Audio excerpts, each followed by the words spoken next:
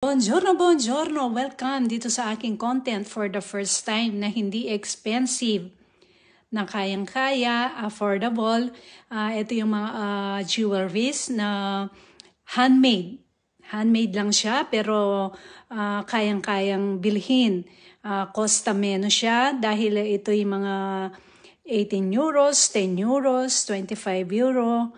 Ayan, costa meno. Nakasulat dyan yung mga price. So bakit hindi nakaka-allergy ito? Dahil hindi siya ginamitan ng nickel na element or chemicals. Yung nickel or Ni ay isang uri ng chemicals na nilalagay sa mga lahas para sila maging matigas. Ito yung hard silver white metal that may cause skin irritation. Kaya yung iba, di ba, nangangati or nasusugat sa mga accessories. Dahil pala dun sa chemicals na iyon. Ito, dahil handmade, hindi sila gumamit ng nickel, kaya nagtataka ako, maraming bumibili siguro para pag nagsuot sila ng mga accessories, hindi sila masusugat. Tuwing Marte di lang naman nagbubukas itong Mercatino na ito or Tiangge.